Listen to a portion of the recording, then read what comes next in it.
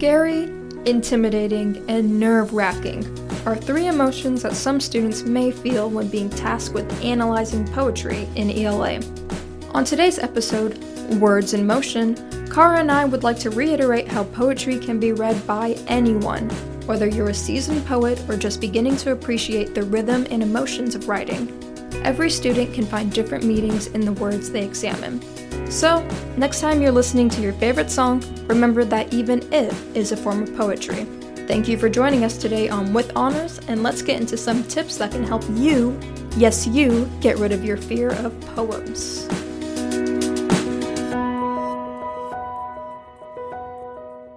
Today we're sitting here with two of my favorite students. We've got Kara, and back on the episode we've got Mary, who are here today, and you guys want to talk about poetry. Mary, why don't you start off? Well, if I'm going to be giving my opinion about poetry today, we need to talk about the fundamentals of it. And I know some people hate poetry, some people love it, but today we're going to be getting into why it's not threatening, and there are a few steps that you can take to really understand poems better. A few steps to take to understand poems better. What do you mean by that? Well, one of the tools that we've learned this year to use is TPCASTT, title, plot summary of the stanzas, mark with the square brackets around the different stanzas, connotations of words, images, details, attitude of the speaker, or shifts where in the lines, title again, and the theme of the poem. Now, that may sound like a lot of words, which it is, but utilizing TPCASTT is something that has bettered me personally when it comes to understanding poetry. Did you feel like you were upset or nervous when your teacher said, we're going to do a unit on poetry now? Personally, I would say no, only because I find poetry interesting, because whenever I'm doing essays, finding unique words, big words, which, may sound a little silly, like putting them into my essays, I like doing that. So it's basically the same thing, but you have certain guidelines that you have to follow it by.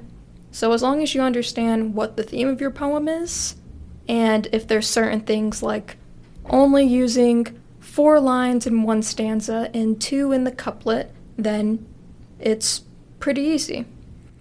Did you ever hate or love studying poetry when you were a freshman, when you were in middle school, anything like that? Love or hate? I would say a mixture of both. I didn't really have any strong feelings because we never really went that into it in middle school. In 8th grade is when we really started actually getting into poetry, but the class that I had was very unserious. They would make her play Minecraft music to calm them down in the class, and she would yell at us a lot. So we weren't able to really get that serious into poetry. I might not name specific teachers when I air it. I might not.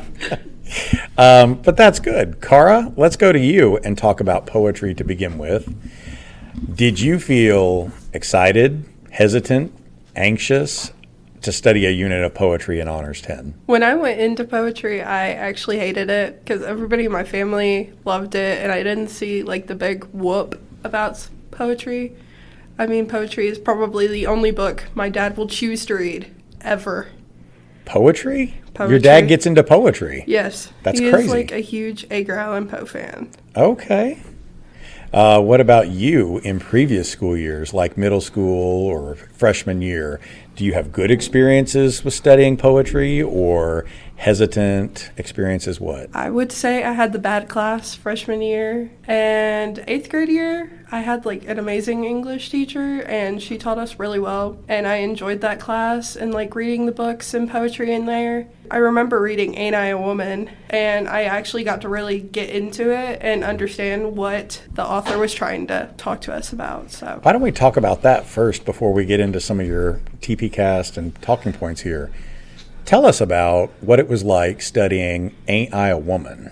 Studying Ain't I a Woman, I mean, all the men in the class were really that's terrible. Why are we learning about this woman who wrote really this poem? Yeah, none of them were interested in it. And going into it, I was like, oh, another poem, another thing we got to read. Did not want to do it. It was the end of the day, was not my cup of tea at the beginning. But then getting into it, she's really passionate in what she's trying to say, like how she's mistreated and everything. And she's trying to, like, prove a point because she was an African-American woman, and she was like, why do all these other women get treated a certain way, and then I have to walk through the mud and nobody holds my hand when I'm trying to get out of the vehicle? And ain't I a woman? Yes. So representation and voice obviously matters. That's true. Before we get into TPCAST, what was one of your favorite poems that you feel like you've covered this year or in previous years, other than Ain't I a Woman?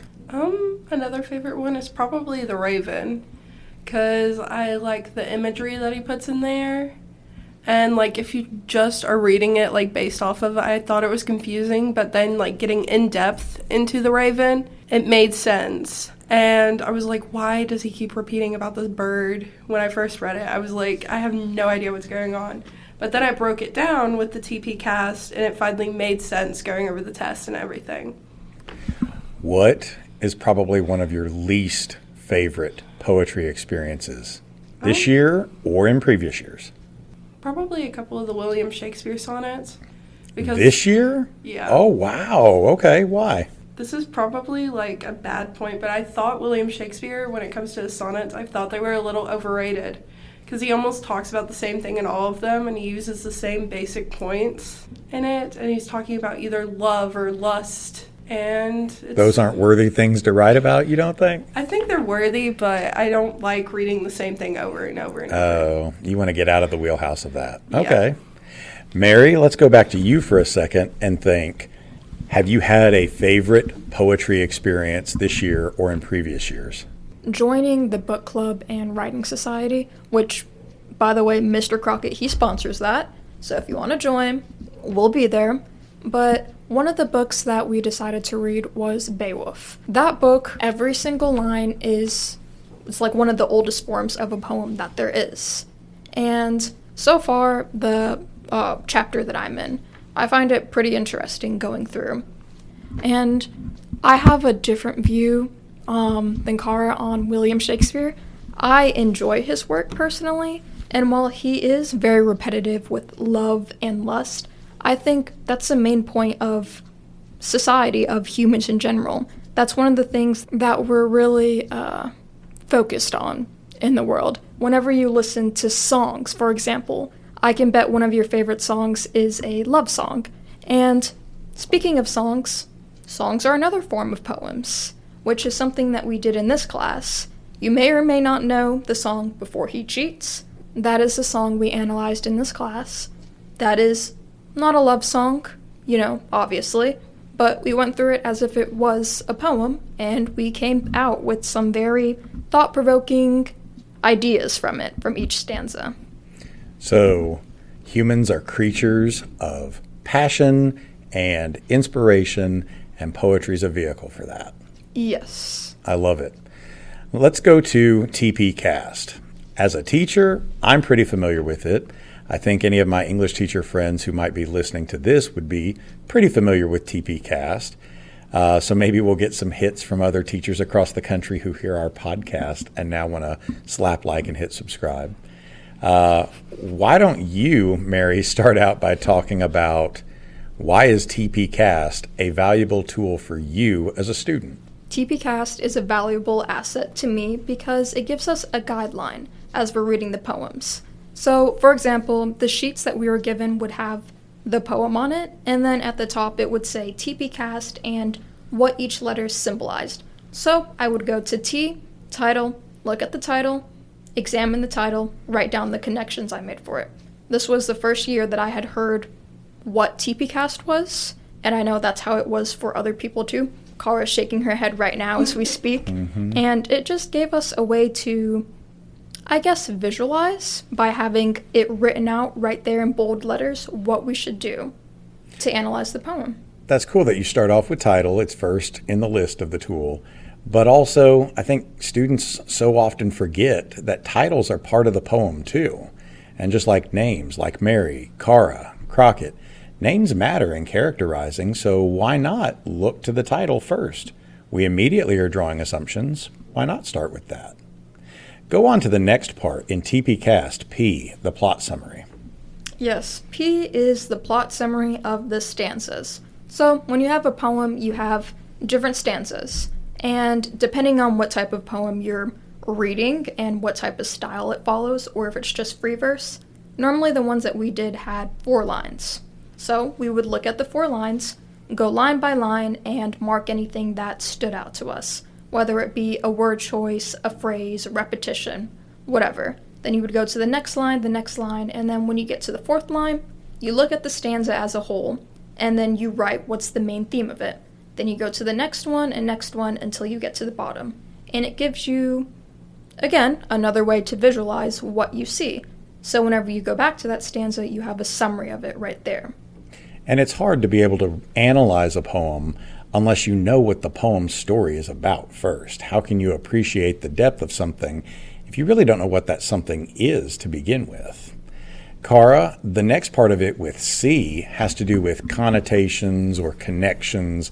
Why don't you talk about the importance of that part? So the importance of connotation of the word is you got to be able to understand the word to understand the sentence. Along with that, when you go with connotation of the word, it connects with the next point, which is images or imagery. And so you can't imagine that image in your head if you don't know what the word means, period. This is where we get to pick up all our literary devices, right? Like metaphors, symbolism, and stuff. I always encourage students to think of the 3 word choices, images, details. And I think you hit them spot on. Once we've gone through and identified our assumptions about powerful word choices, images, Cara, what's next on TPCASTT with A?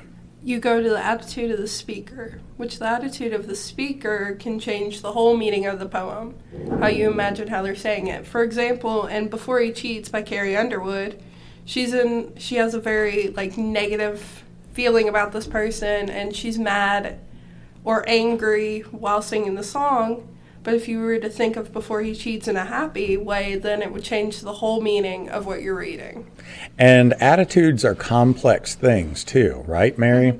Mary, can you talk to us about how attitudes can be complex things to look at? What do you say, attitudes? The first thought for that comes to mind is texting versus speaking. So if you got a text message that said, why are you still up? By your mom.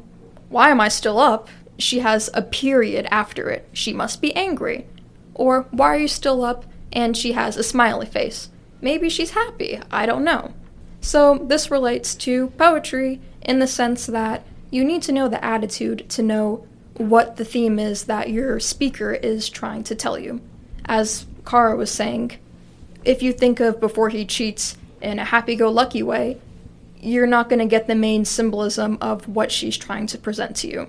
But if you use what we just talked about, analyzing the song with the details, the imagery, the words, then you'll get a fuller meaning of what, as we said, the speaker is trying to tell you. Yeah. If you're not taking it step by step, then you have a misreading of the text, and you're not allowed to chicken bone it. We'll have to bring up chicken boning in some other episode. People won't get that reference yet, I don't think.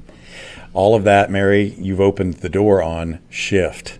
What do we mean by shift in TPCASTT? Well, shift in TPCASTT is a point in the poem where the attitude, the tone, it shifts. So in the beginning, it could be somber and sad, but then there's a certain point where you see a certain word choice, and it makes you think, now the speaker sounds more happy, for example. So it's just the shift in the tone in the poem, which again can change the whole meaning of it. Mm-hmm. And you and Cara and I, we're shifting our voices just sitting here having a conversation with each other about a teaching tool like TPCASTT. You may be very serious and academic, or you may be very gritty, or you can be lighthearted and nostalgic, bittersweet. We modulate those. Cara, by the very end, we're supposed to come back to one of our last T's, title. Why is it important to revisit title by the end of the poem? Well, when you look at the title of the first, you haven't usually read any of the poem. So you have your idea of what you think the title is. Like, for example, with Before He Cheats, well, what you could draw from the first part after reading everything, you might not think the same thing at all. Because then you finally have read the poem and know what the meaning behind Before He Cheats is. Because she discusses slashing his tires and who he's probably dancing with, and you don't get any of that before you read it. What do you think we get when we look at the title beforehand? Like, what's our attitude, or what are our expectations with a title like Before He Cheats, as opposed to by the end of the lyric poetry? Well, what I thought when I first read Before He Cheats is you're thinking, oh, well, what did he do before? Like, how was the relationship like before? What happened? And then going back after it, you know now it's a negative connotation and it's her threatening him the whole song. Does it end in a hopeful way? No. Not at all? It doesn't have any hope at all? So it's what then by the end if it's not hopeful? It's you're really hoping that you don't run into this guy or she runs into him at all. Is there hope for him to ever change? In Carrie Underwood's eyes, no. Certainly the speaker's eyes seems jaded and sarcastic about it. Yeah. Mary, by the very end, we have T once again. So this is theme. What should students think about with theme? Well, as Mr. Crockett always tells us, theme is never a one-word answer. So, whenever you're done listening to a poem by Edgar Allan Poe, you should come out of it with complex feelings and a complex subject. Because if you read the poem, it's not going to be, this is sad, this is happy. You're going to come out of it like, he just witnessed something so horrible, so horrendous, and you write about that. And then, just like you do with analyzing other pieces of literature, you have your theme of the poem.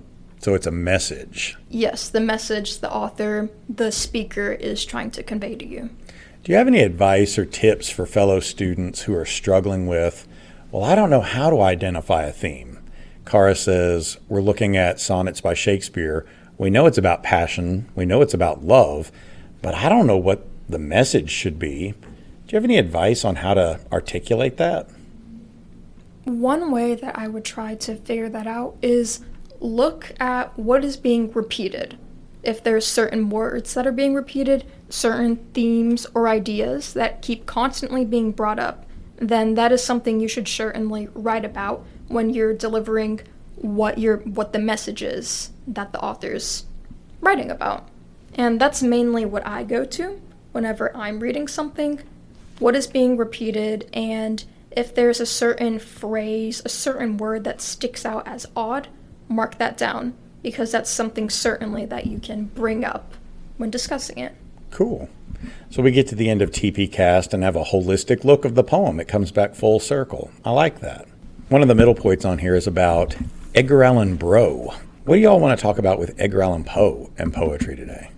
Well, Edgar Allan Poe is a very popular, you can call it horror or dark fantasy. Gothic. Yes. He is known for his dark imagery and poems like The Raven, and he also does The Masque of the Red Death, which Edgar Allan Poe has always been strongly connected to my family because it's one of my dad's favorite authors. It's one of my sister's favorite authors. So I have read a lot of Edgar Allan Poe through my life. What about Mom? My mom is a William Shakespeare fan. Well, then the family has both sides covered, right? So you bring up that he's a popular writer even nowadays. Poe was really popular in the 1800s when he was alive, and you would say that he's still popular among teens and adult readers today. What do you think makes Poe so popular? I think what makes Poe so popular is he's a good contrast between a lot of poetry.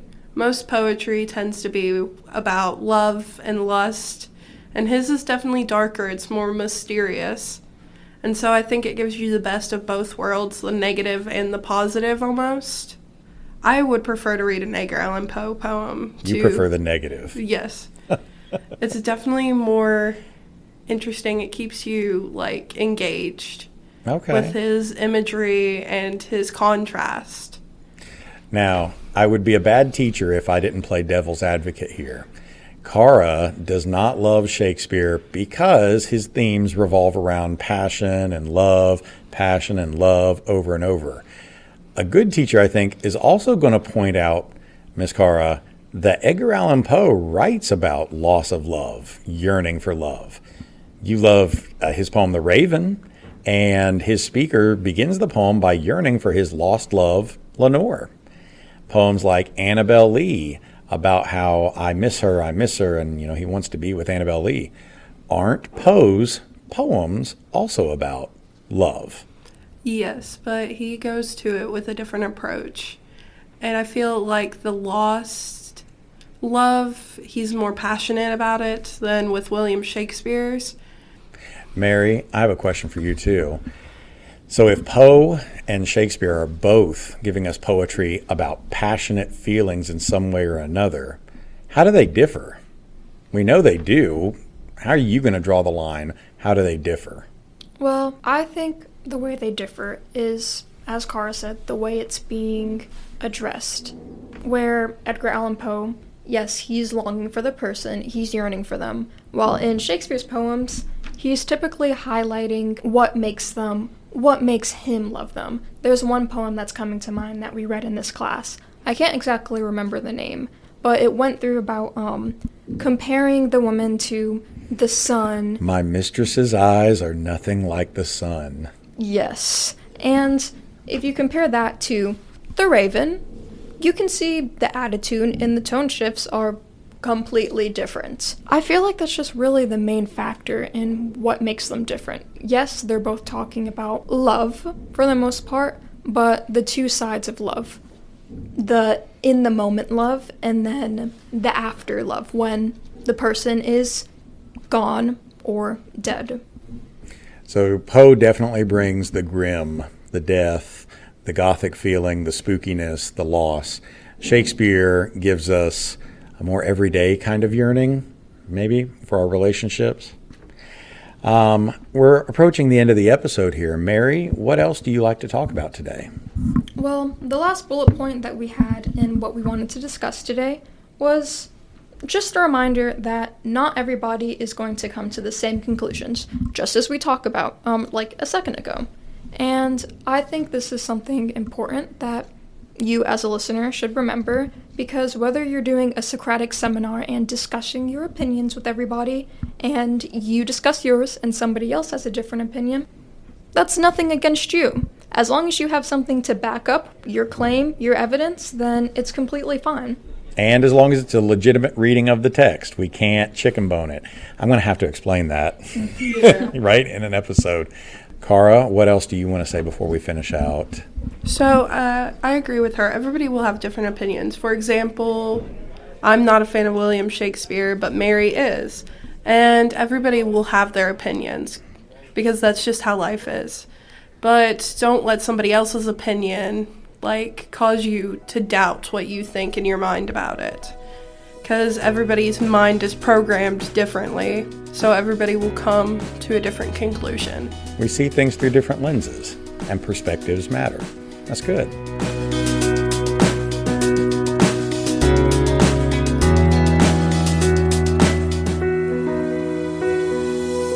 And that's a wrap on today's episode.